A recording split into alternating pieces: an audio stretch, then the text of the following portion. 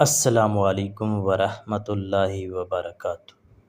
معزز سامعین اور ناظرین، اس لیکچر میں ہم پڑھیں گے سورۃ النساء کی مشق اور اس صورت میں آنے والے مشکل الفاظ کے معنی۔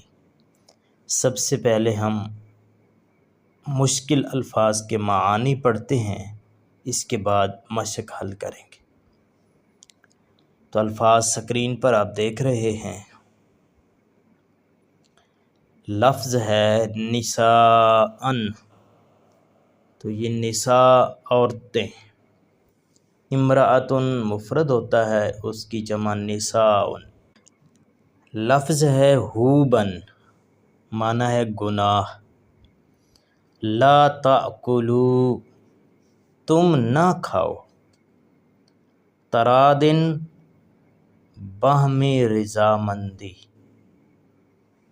نصلیہ، ہم اسے جھلسا دیں گے۔ لا تتمنوا، تم تمنا نہ کرو۔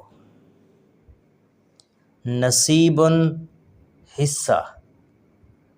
حکمتم، تم فیصلہ کرو۔ الخبیث، ردی چیز۔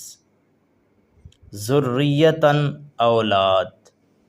بینکم، آپس میں۔ بکم، تمہارے ساتھ۔ یسیر، بہت آسان۔ للرجال، مردوں کے لیے۔ یأمرکم، وہ تمہیں حکم دیتا ہے۔ نعم، کیا ہی خوب۔ یہ افعال تعجب میں سے ہے۔ تأویلا، انجام میں۔ بالطیب، عمدہ چیز سے۔ سعیرا، بھڑکتی ہوئی آگ۔ بالباطل، ناجائز طریقے سے۔ عدوانا، زیادتی سے۔ ان تجتنبوا، اگر تم بچتے رہو۔ للنساء، عورتوں کے لیے۔ ان تؤدوا، کہ تم سپرد کرو۔ اولی الامر، صاحب اختیار۔ یہ تھے مشکل الفاظ کے معانی۔ اب ہم پڑھیں گے مشق۔ پہلا سوال ہے، کثیر الانتخابی سوالات ہیں، درست جواب کا انتخاب کرنا ہے۔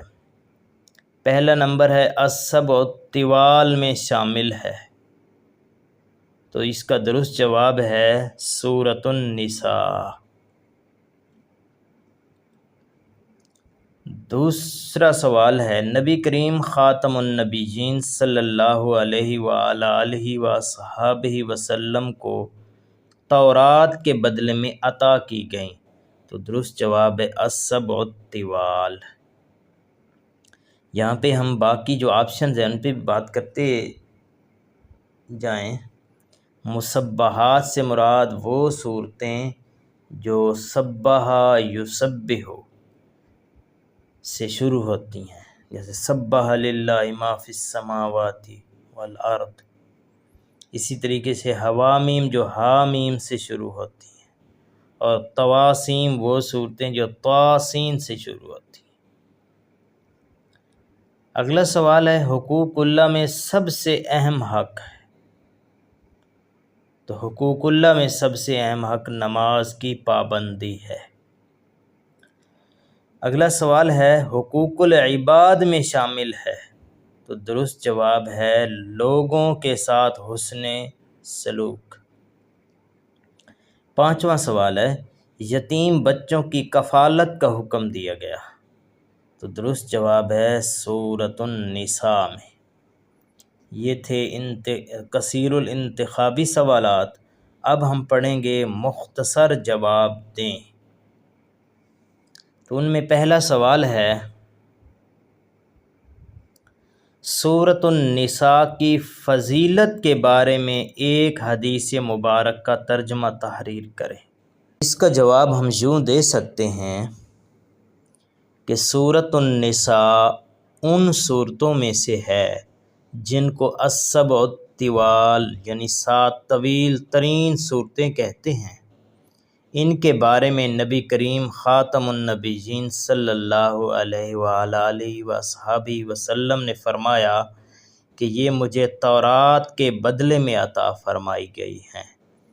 تو اب اس میں سورۃ النساء کی فضیلت بھی ہے کہ یہ بھی ان صورتوں میں سے ہے۔ اگلا سوال ہے، سورۃ النساء میں یتیموں کے اموال کے حوالے سے کیا احکام بیان کیے گئے ہیں؟ تو اس کا جواب ہے، اس صورت میں یتیموں کے حقوق ادا کرنے کی تاکید کی گئی ہے اور ان کے اموال کی حفاظت کرنے کا حکم دیا گیا ہے۔ یتیم بچوں کے مال کو اپنے مال میں ملا کر کھانے سے منع کیا گیا ہے۔ ان کے اچھے مال کو اپنے گھٹیا مال سے بدلنے سے بھی منع کیا گیا ہے، اور یہ تاکید کی گئی ہے کہ یتیموں کا مال بے جا استعمال نہ کیا جائے، اسے ضائع نہ کیا جائے اور نہ ہی کم سنی میں ان کے حوالے کیا جائے، بلکہ جب وہ سمجھ بوجھ کی عمر کو پہنچ جائیں تو مکمل دیانت داری سے ان کے حوالے کر دیا جائے۔ اگلا سوال ہے، سورۃ النساء کی روشنی میں حقوق اللہ اور حقوق العباد کی اہمیت بیان کریں۔ تو اس کا جواب ہے، حقوق اللہ میں اہم ترین حق نماز ہے۔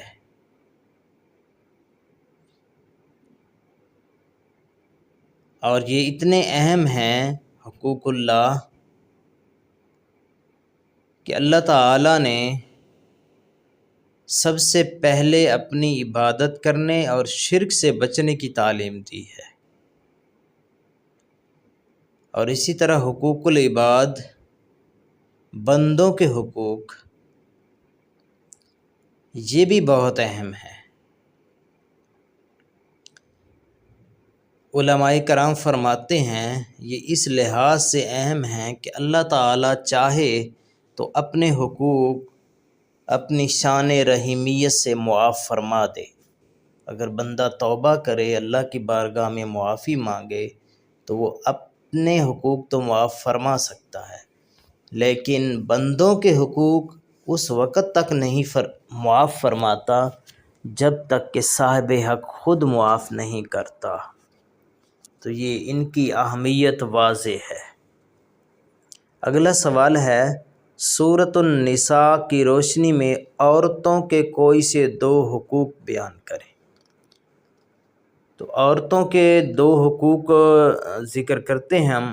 ایک حق یہ ہے کہ نکاح کے وقت حق مہر کی ادائیگی، یہ عورت کا حق ہے کہ نکاح کے وقت اسے حق مہر ادا کیا جائے۔ دوسرا اس کا حق ہے ازدواجی زندگی میں حسن معاشرت ہو۔ تیسرا اس کا حق ہے وراثت میں اس کا حصہ جو متعین ہے وہ اسے دیا جائے۔ یہ تھے عورتوں کے حقوق۔ آخری سوال ہے یہاں پہ، سورۃ النساء کا مرکزی موضوع بیان کریں۔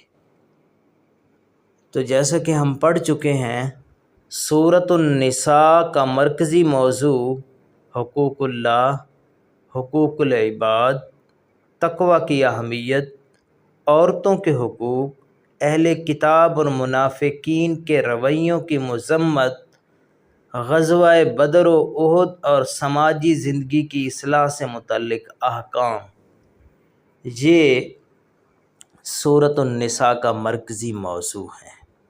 انشاءاللہ اگلی سورۃ المائدہ کے ساتھ حاضر ہوں گے، تب تک کے لیے اللہ حافظ۔